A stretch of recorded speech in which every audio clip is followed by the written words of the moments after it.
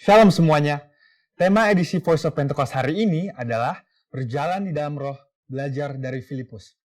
Kita akan melihat contoh dan ciri-ciri orang yang hidup di dalam roh dari kehidupan Filipus yang mengalami pertumbuhan rohani oleh karena ketaatan dan kesetiaannya dalam mengikuti firman serta tuntunan Roh Kudus. Ciri pertama orang yang hidup di dalam roh adalah mereka penuh dengan hikmat. Filipus adalah salah seorang diaken yang diangkat untuk pelayanan meja. Salah satu syarat yang dibutuhkan untuk posisi tersebut adalah kepenuhan Roh Kudus, yang artinya Filipus hidup dalam kepenuhan roh pada saat itu. Hal ini penting bagi orang percaya karena orang yang dipenuhi Roh Kudus akan menjadi orang yang efektif di dalam pelayanan sesuai dengan kebutuhan yang ada. Ketika hikmat diperlukan, maka Roh Kudus akan mengaruniakan. Ketika keberanian diperlukan, hal itu pun akan disediakan. Ketika kuasa kesembuhan atau mengusir roh jahat diperlukan, maka kuasa itu juga akan dinyatakan. Ketika kita penuh dengan hikmat, Roh Kudus akan menuntun dan membimbing kita sehingga apapun yang kita perbuat akan dibuatnya berhasil dan sesuai dengan rencananya. Ciri kedua orang yang hidup di dalam roh adalah mereka memberitakan Injil dengan kuasa. Setelah Stefanus dirajam oleh orang-orang di Yerusalem, aniaya yang lebih luas mulai terjadi di kalangan murid-murid Tuhan Yesus. Dan banyak dari mereka yang melarikan diri keluar Yerusalem, termasuk Filipus. Kisah Para Rasul 8 ayat 5 menceritakan bagaimana Filipus pergi ke suatu kota di Samaria untuk memberitakan Injil di sana. Saya percaya karena Filipus bergaul karib dengan Tuhan, dia terus merasakan dorongan dari Roh Kudus untuk memberitakan keselamatan bagi orang lain di setiap kesempatan yang ada. Hal tersebut merupakan karya Roh Kudus dalam hati orang percaya. Singkat cerita, orang-orang di Samaria percaya kepada berita yang disampaikan oleh Filipus.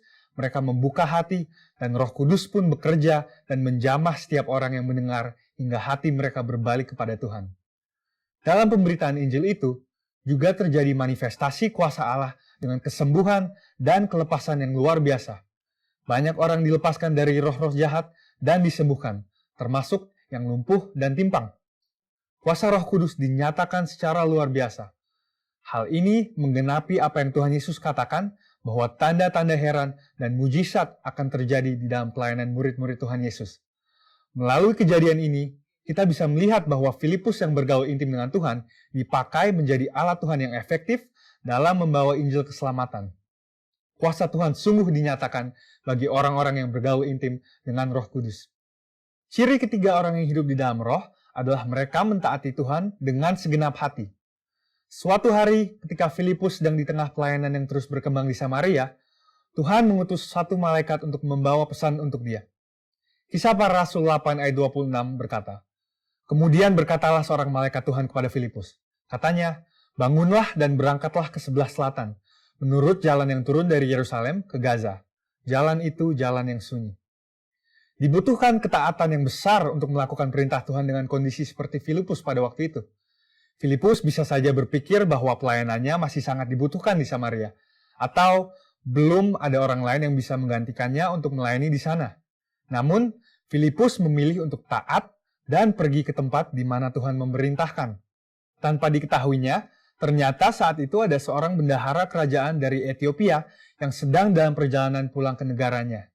Dia seorang penganut agama Yahudi yang pulang dari ibadah di Yerusalem dan saat itu sedang membaca kitab Yesaya. Filipus dituntun oleh Roh Kudus untuk mendekati kereta pembesar itu dan menanyakan apakah dia mengerti arti dari ayat yang dibacanya. Ternyata dia tidak mengerti dan meminta Filipus untuk menerangkannya. Dia menggunakan kesempatan ini untuk memberitakan Injil dan bendahara tersebut pun akhirnya percaya dan dibaptis. Ini adalah contoh bahwa seringkali Roh Kudus akan mendorong kita untuk melakukan hal-hal yang mungkin tidak bisa kita mengerti. Dan dalam situasi seperti ini, yang dibutuhkan dari kita hanyalah ketaatan. Dan pada waktunya, Tuhanlah yang akan menyatakan rencananya kepada kita, seperti dalam contoh kehidupan Filipus. Ciri keempat orang yang hidup di dalam roh adalah mereka membimbing keluarganya di dalam Tuhan. Bertahun-tahun kemudian, Rasul Paulus pergi untuk mengunjungi Filipus yang saat itu tinggal di Kaisaria. Kisah Para Rasul 21 ayat 8-9 menyebutkan bahwa dia mempunyai 4 anak yang mempunyai karunia untuk bernubuat. Mungkinkah kehidupan rohani dari anak-anak Filipus yang demikian timbul dari hubungan yang jauh dari Roh Kudus?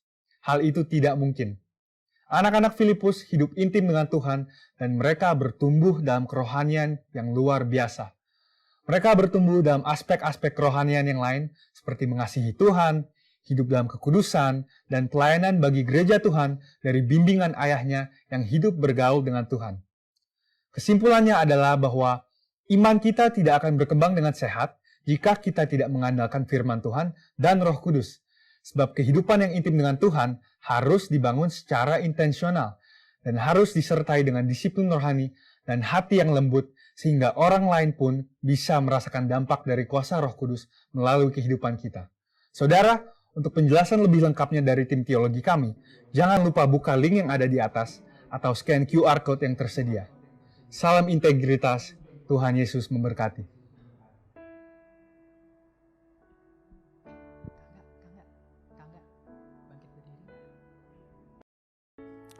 Mari sama-sama kita lebih dalam lagi masuk dalam hadirat Tuhan.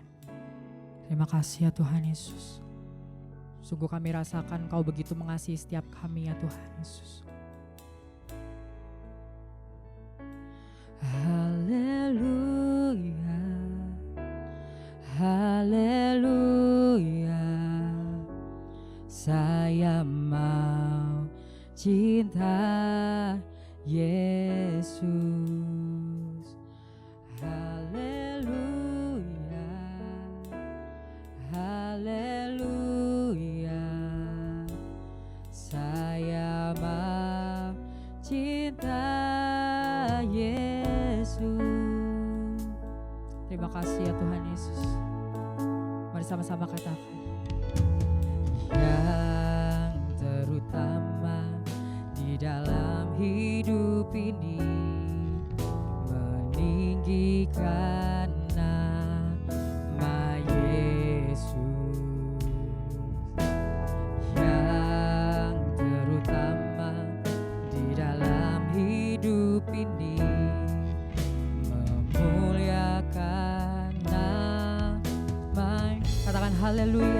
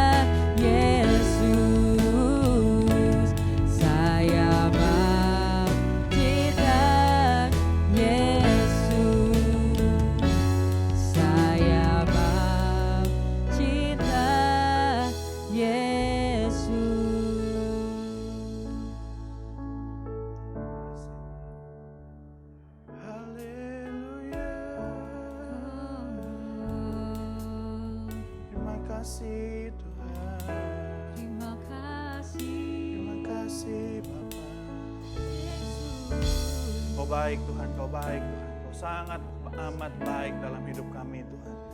Tuhan, biar pada pagi siang hari ini Tuhan, kami mau sungguh-sungguh menyerahkan hidup kami ke dalam altar-Mu Tuhan, ke dalam tangan-Mu Tuhan. Karena kami tahu Engkau berdaulat atas hidup kami, karena kami tahu Engkau menguasai hidup kami Tuhan. Tuhan, biarlah pagi siang hari ini Tuhan, kami mau siapkan hati kami mau siapkan telinga kami yang terbaik hanya untuk-Mu ya Bapa. Kuasai kami Tuhan, kami mau punya hati seorang murid yang mau ditegur dan diajar Tuhan. Biar sungguh Tuhan, pagi siang hari ini dengan segala keterbatasan kami mau menjadi murid yang taat, kami mau menjadi murid yang baik Tuhan. Terima kasih ya Bapa, Kau urapi mulut lidah bibir hamba, biar semua perkataan yang hari ini dikatakan semuanya adalah firman-Mu Tuhan, semuanya berasal daripada-Mu, semuanya berasal dari hati-Mu ya Tuhan. Terima kasih Bapa, terima kasih Yesus. Di dalam nama Yesus kami mengucap syukur dan berdoa. Sama-sama kita yang percaya katakan, amin. Shalom semua Bapak Ibu, shalom. Apa kabarnya?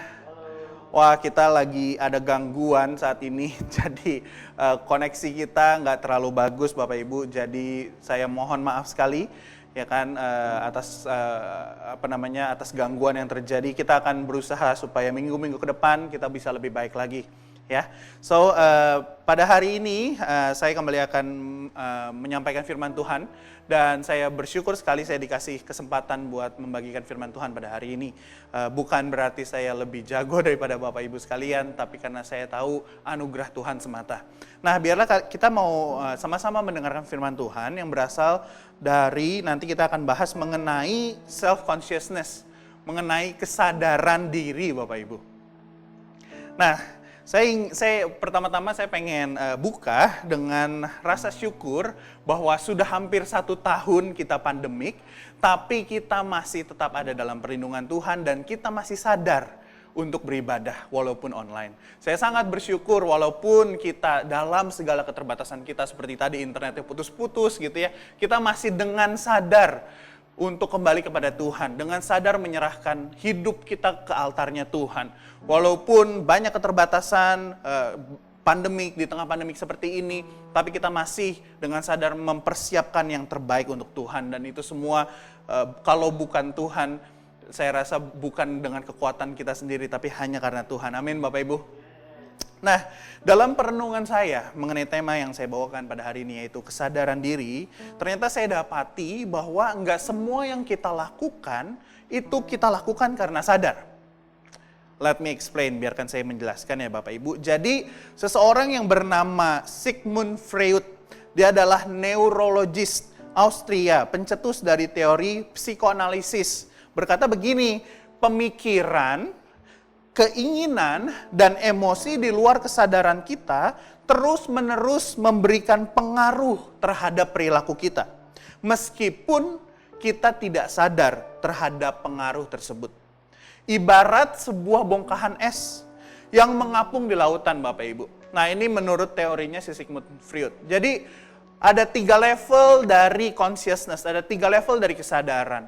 Yang nampak seperti bongkahan es, yang nampak di atas itu hanya sedikit saja. Dan itu adalah kesadaran kita. Tapi yang tidak nampak, yang jauh lebih besar yang ada di bawah, itu adalah ketidaksadaran kita. Yang mendorong kita untuk melakukan hal-hal sehari-hari kita. Jadi bisa jadi Bapak Ibu kita dengan sadar ikut ibadah, tapi bisa jadi juga kita ikut ibadah hanya karena kebiasaan. Hanya karena rutinitas. Makanya saya bersyukur kalau Bapak Ibu kita semua boleh saat ini beribadah dengan sadar kepada Tuhan. Amin Bapak Ibu. Yang setuju katakan amin. Saya sangat bersyukur kalau kita tuh datang kepada Tuhan bukan karena rutinitas, tetapi karena kesadaran kalau kita butuh Tuhan. Amin. Nah, hal ini juga dicatat ternyata di Alkitab Bapak Ibu. Hal ini mengenai bagaimana alam bawah sadar kita mengendalikan kita itu dicatat dalam Alkitab. Dicatat dalam Roma 7 ayat 18 sampai 19. Yang berkata begini Bapak Ibu, sebab aku tahu bahwa di dalam aku, yaitu di dalam aku sebagai manusia, tidak ada sesuatu yang baik. Sebab kehendak memang ada di dalam aku, tetapi bukan hal berbuat apa yang baik. Ayat ke-19, sebab bukan apa yang aku kehendaki yang baik, yang aku perbuat, melainkan apa yang tidak aku kehendaki, yaitu yang jahat yang aku perbuat. Kita lompat ke ayat 24, 25a. Aku manusia celaka, kata Paulus. Aku manusia celaka. Siapakah yang akan melepaskan aku dari tubuh maut ini? Syukur kepada Allah oleh Yesus Kristus Tuhan kita. Katakan amin. Nah, jadi bahkan Paulus menyadari hal ini. Bahwa dia pengen melakukan yang baik, tetapi yang dilakukan adalah, yang keluar adalah yang tidak baik dari hidupnya. Gitu ya. Ibaratnya kalau kata si Sigmund Freud ini adalah salah satu fenomena yang diamati oleh si Sigmund Freud ini adalah, contohnya adalah tongue slip atau keceplosan. Bapak Ibu pernah keceplosan ya? Pasti semuanya di sini ya. Pernah pasti suatu saat dalam hidupnya keceplosan gitu. Saya juga pernah keceplosan Bapak Ibu. Jadi tempatnya di mana? Di sini di gereja. Waktu itu untungnya nggak banyak orang. Jadi saya sedang melakukan persiapan untuk ibadah gitu ya. Terus saya jadi lagi nggak pakai sepatu, lagi telanjang kaki Bapak Ibu. Terus kemudian kaki saya nabrak meja. Aduh, itu sakitnya minta ampun Bapak Ibu. Jadi saya yakin kalau Bapak Ibu pernah gitu ya kakinya kesandung nabrak meja, sakitnya minta ampun gitu ya. Nah, di detik itu Bapak Ibu, saya ucapkan saya sensor gitu ya. Jadi kata-kata yang tidak baik, kata-kata yang sedikit kasar. Kok bisa begitu di gereja, ya kan? Yang seharusnya bukan berarti saya tidak menghormati Tuhan, bukan berarti saya tidak mengasihi Tuhan, tetapi ada di dalam diri saya, kedagingan saya, dosa, alam bawah sadar saya yang tidak bisa saya kendalikan, terucap keluar melalui kata-kata. Bisa jadi kita dalam relasi kita satu sama lain, sama pasangan hidup kita, sama orang tua kita, sama anak-anak kita, maksud kita baik. Tetapi tidak sadar nadanya tinggi misalnya. Dan akhirnya apa? Yang tidak baik. Makanya Paulus mencatat, celaka aku. Sebab aku ingin melakukan yang baik, tapi yang keluar tidak baik. Aku ingin melakukan apa yang baik, tapi kadang-kadang mulut ini gak bisa ditahan. Gak bisa secara sadar kita kendalikan sepenuhnya. Tangan ini kadang-kadang gak bisa secara sadar kita kendalikan seluruhnya. Itu kata Paulus, itu maksud Paulus. Aku ingin berbuat baik, tetapi bukan apa yang baik yang aku lakukan, tetapi yang jahat.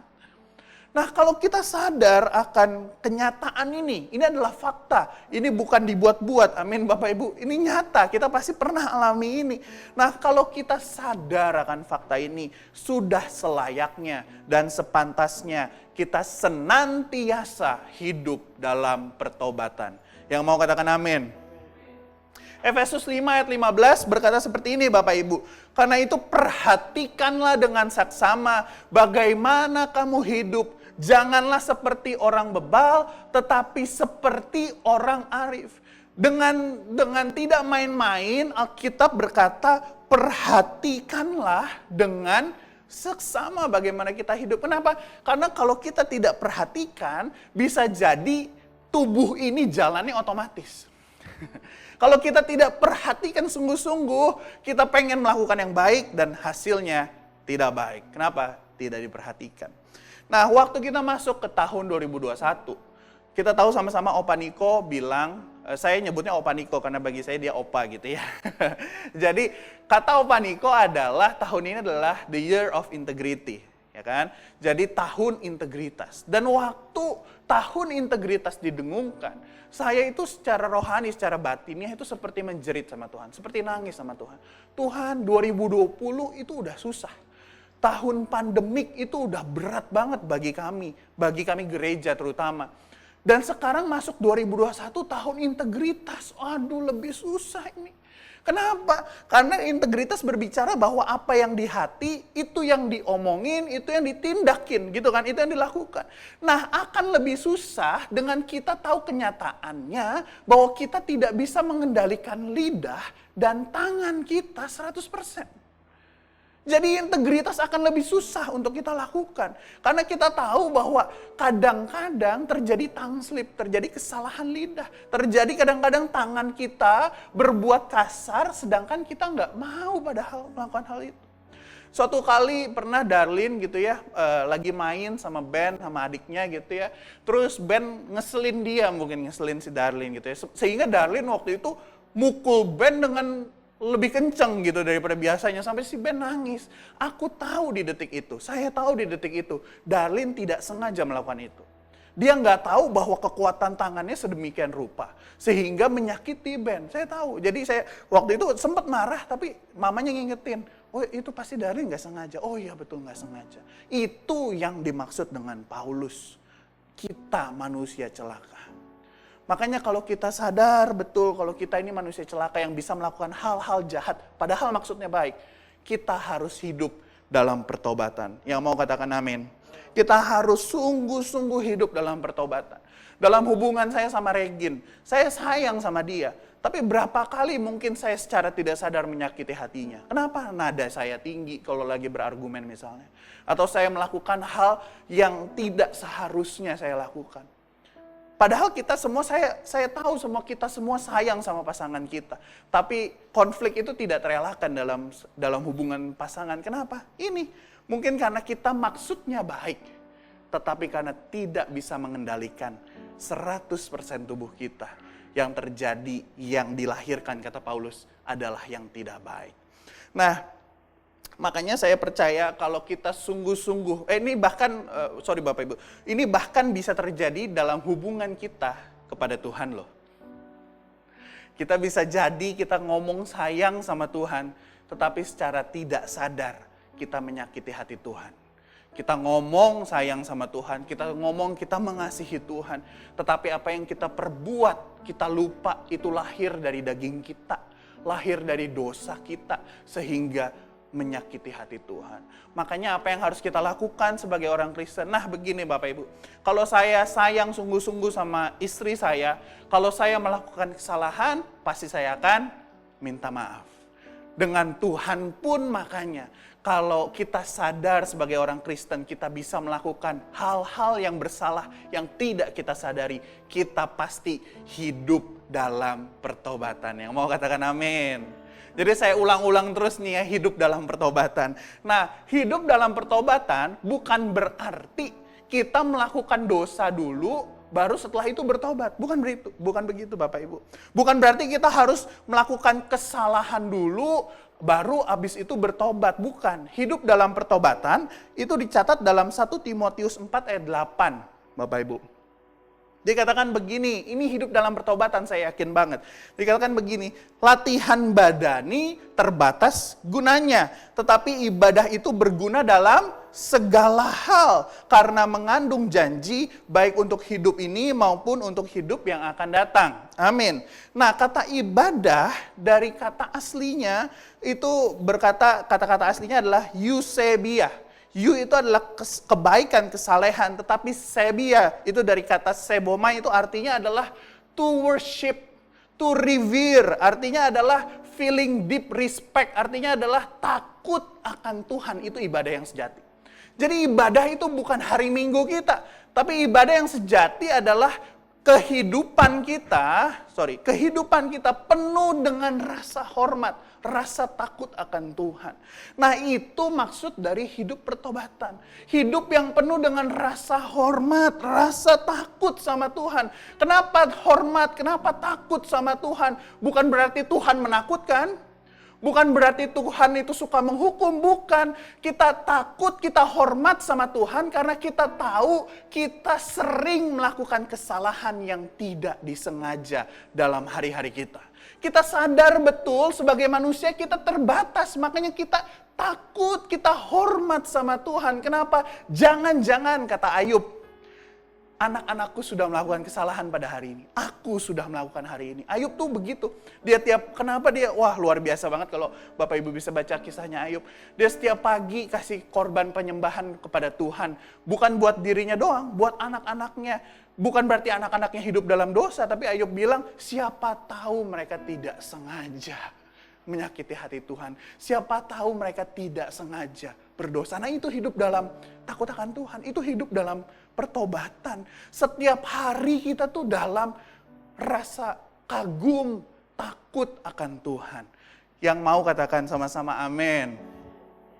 Saya sangat mendorong kita semua untuk hidup takut akan Tuhan. Bukan karena Tuhan menakutkan sekali lagi, tapi karena kita sadar kita manusia yang penuh dengan kelemahan. Wahyu 3 ayat 19 berkata begini Bapak Ibu. Wahyu 3 ayat 19. Barang siapa ku kasihi, ia ku tegur dan ku hajar. Sebab itu relakanlah hatimu dan bertobatlah. Jadi ternyata bertobat itu berlaku buat dua tipe orang ini Bapak Ibu. Siapa itu? Yang ditegur dan yang dihajar. Yang ditegur dan yang dihajar. Nah kita tahu sama-sama kalau ditegur itu pasti karena melakukan kesalahan, betul ya? Ada kesalahan, ditegur. Tapi kalau dihajar, umumnya kita dengar tuh apa? Dihajar tuh seperti dipukul gitu ya. Mungkin juga karena melakukan kesalahan. Nah, waktu saya gali lebih dalam, ternyata arti kata kuhajar itu berasal dari kata dasarnya paidueo yang berarti to train, to educate, yang artinya adalah melatih, mendidik. Jadi bukan seperti dihajar dipukulin gitu ya, bukan. Maksud Alkitab adalah dilatih, dididik. Jadi ada dua tipe orang yang mau Tuhan tuh bertobat. Mereka dua tipe ini harus bertobat. Apa? Mereka yang merelakan hati dan bertobat. Siapa aja? Mereka yang ditegur dan mereka yang dihajar. Artinya mereka yang ditegur karena kesalahan dan mereka yang mau dididik karena Tuhan mau mengangkat hidup mereka lebih lagi. Yang mau katakan amin. Jadi bisa jadi kalau Tuhan menghajar kita, tanda kutip, itu bukan berarti kita karena melakukan dosa dan kesalahan. Tapi karena Tuhan mau mendidik kita dan mengangkat standar hidup kita naik, Bapak Ibu. Jadi hidup dalam pertobatan itu bukan berarti kita harus melakukan dosa dulu. Hidup dalam pertobatan artinya kita punya kerelaan hati untuk diajar sama Tuhan, untuk dididik sama Tuhan, untuk dibawa kapasitas hidupnya naik di hadapan Tuhan. Karena Tuhan itu kata Alkitab itu ibarat Bapa. Bapa mana yang tidak menghajar anak-anak yang dikasihinya? Yang mengerti katakan amin Bapak Ibu. Nah, untuk itu makanya saya kembali fokuskan kita bahwa kita harus hidup dalam hati yang mau sungguh-sungguh bertobat, hidup dalam pertobatan. Saya punya satu kisah Bapak Ibu, ini kisah nyata dan saya dikagetkan sekitar 2-3 minggu lalu. Jadi sekitar 3 tahun lalu, 3-4 tahun lalu, saya waktu itu masih pulang balik kerjaan naik kereta Bapak Ibu. Dan setiap kali di kereta, berangkat kereta saya dengar khotbah beliau, pulang dari kereta dengar khotbah beliau lagi. Namanya adalah Raffi Zakarias. Saya punya fotonya di sini. Raffi Zakarias, dan tahun lalu bulan Agustus dia meninggal. Di sermonnya di penutupan petinya saya juga tonton, itu luar biasa banget. Istrinya menyaksikan kesaksian hidup dia yang bagus. Anak-anaknya menyaksikan kesaksian. Jadi sangat baik sekali standar hidupnya gitu ya kalau menurut saya. Saya sangat diberkati sama dia dan pelayanan dia bukan hanya kepada ribuan orang, bukan. Bukan hanya kepada puluhan ribu orang, bukan. Tapi kepada ratusan ribu, jutaan, bahkan puluhan juta orang. Jadi pelayanannya tuh udah luar biasa banget Bapak Ibu. Dia adalah seorang apologetics, jadi dia sangat pintar dalam menjawab gitu. Dia sangat berhikmat dalam menjawab. Jadi dia bisa menjawab orang-orang yang bahkan ateis gitu ya. Dia bisa jawabin Bapak Ibu. Dan saya sangat diberkati sama khotbah-khotbahnya gitu ya. Tetapi yang saya dengar sekitar 3 minggu yang lalu, ini dengan keadaan dia sudah meninggal tentu saja, itu saya dengar bahwa ternyata dalam pelayanannya dia melakukan banyak pelecehan seksual. Dan saya sedihnya minta ampun Bapak Ibu. Itu hati saya seperti hancur. Kenapa? Karena dia adalah panutan saya bagi saya. Karena cara dia menjawab itu bagus sekali. Sebegitu pintarnya orang ini gitu. Saya nggak nyangka orang yang diangkat Tuhan sedemikian rupa menjadi berkat bagi puluhan juta orang bisa melakukan pelecehan seksual gitu ya. Terus saya merenung, kenapa Tuhan anakmu yang sangat memberkati ini, yang sudah Engkau percayakan platform begitu besar, Kau percayakan pelayanan begitu besar, bisa jatuh. Ternyata Tuhan ungkapkan begini, Bapak Ibu Saudara. Ternyata hidup dalam pertobatan itu memang kudu bagi orang Kristen. Itu bukan hak jemaat saja. Kita mungkin ingat sebagai jemaat bagaimana kita bertobat. Bagaimana kita dulu mungkin waktu ada altar call kita bisa maju, kita bisa nangis, kita bisa kembali kepada cinta mula-mula. Tetapi mulai kita masuk dalam pelayanan mungkin. Kita dipercayakan mungkin. Kita dipercayakan kepemimpinan di dalam gereja. Dan lantas kita lupa untuk bertobat. Kita malu mungkin untuk bertobat. Itu tidak boleh di hadapan Tuhan. Itu tidak boleh dalam kehidupan orang Kristen. Kenapa? Karena hidup dalam pertobatan adalah standar kita semua. Hidup dalam pertobatan adalah keharusan bagi kita semua. Bukan hanya bagi jemaat gitu ya. Yang waktu di altar call mereka maju ke depan. Bukan. Tapi bagi kita semua, bahkan setinggi apapun pelayanan kita, tidak seharusnya menghentikan kita punya hati untuk hidup dalam pertobatan. Artinya apa hidup dalam pertobatan? Tadi, waktu tahu kita ini penuh dengan kelemahan, kesalahan, kita senantiasa berdoa minta ampun atas kesalahan-kesalahan kita. Kita minta ampun ke sesama kita atas kesalahan-kesalahan yang tidak kita sengaja. Keluarga kita adalah orang pertama yang harus merasakan hangatnya kasih kita. Yang setuju katakan amin. Keluarga adalah orang-orang pertama yang harus mendengarkan perkataan maaf kita. Keluarga adalah orang-orang pertama yang harus mendengarkan keluar dari mulut kita permintaan maaf. Kenapa? Itu hidup dalam pertobatan. Hidup dalam kerendahan hati, siap diajar, siap dituntun sama Tuhan. Yang setuju katakan amin.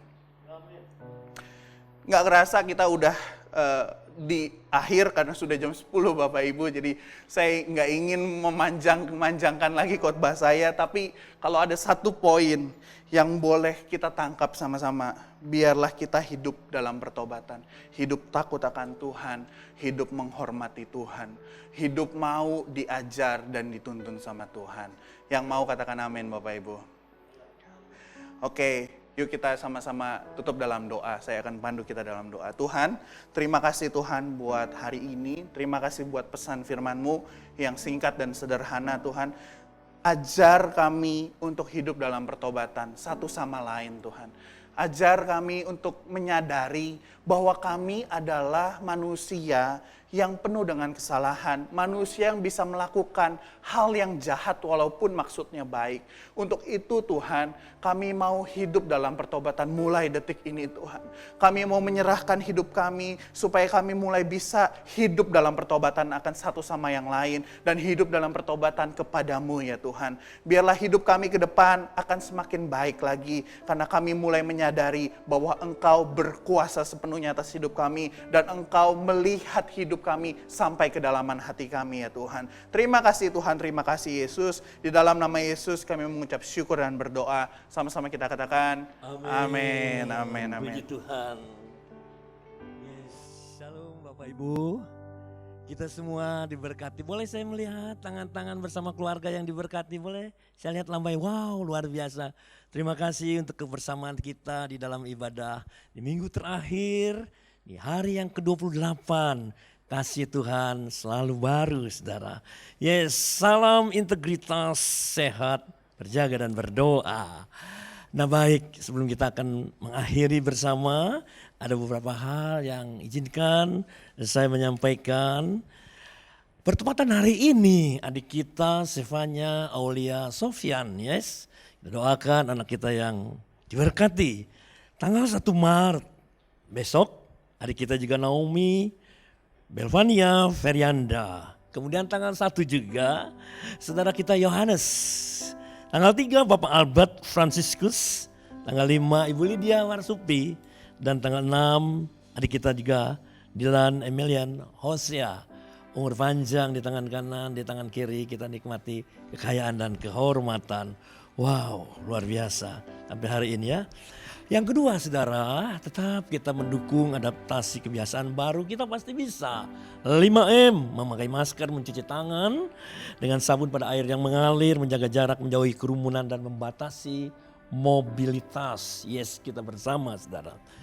Selesai ibadah, dilanjutkan ibadah sekolah minggu. Nah, ada perubahan ibadah mulai tanggal bulan Maret yang saya maksudkan. Biasanya ibadah kita jam 9, namun per Maret kita lebih awal setengah jam saudara. Jadi jam 8.30 dilanjutkan dengan sekolah minggu jam 10.15, tunas jam 11.15. Nah kita terus dukung ya anak-anak kita sebagai generasi Yeremia yang tergabung dalam God's DNA jam 1 ya. Untuk itu kita sebagai orang tua saudara, kita mendapatkan visi, kita salurkan kepada anak kita doakan.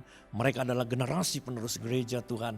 Generasi Yeremia yang diberkati. Kita katakan amin, kita sebagai orang tua. Kemudian minggu depan pastikan saudara ya, kita akan masuk dalam ibadah perjamuan kudus minggu pertama. Jam 8.30, saya ulangi sekali lagi ya. Jam 8.30 kita akan mulai. Terakhir bagi oma, opa bersama anak mantu cucu, tetap setia. Kita berdoa secara khusus bagi mereka yang terdampak COVID, mereka yang terpapar. Kita percaya Tuhan sedang melawat umatnya. Untuk itu yang dapat saya sampaikan. Sampai kita minggu depan, yuk bersama kita akan akhiri. Kita akan naikkan pujian secara profetik. Doa Yabes kita. Haleluya. Kiranya Engkau memberkati aku berlimpah-limpah dan memperluas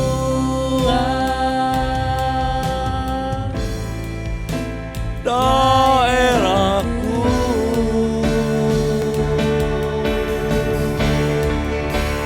dan kiranya tangan-Mu menyertai aku dan melindungi aku daripada malapetaka, sehingga kesakitan tidak menimpa aku, sehingga kesakitan tidak menimpa aku. Kasih karunia yang berlimpah-limpah dari Allah Bapa, di dalam anaknya yang tunggal Tuhan kita Yesus Kristus, melalui persekutuan yang manis dengan Roh Kudus yang akan terus menyertai langkah hidupmu dan hidupku mulai hari ini sampai Yesus datang. Roh, jiwa dan tubuh kita terpelihara sempurna bahkan sampai selama-lamanya di dalam nama Tuhan Yesus Kristus. Bersama keluarga kita yang diberkati katakan amin. Selamat hari Minggu.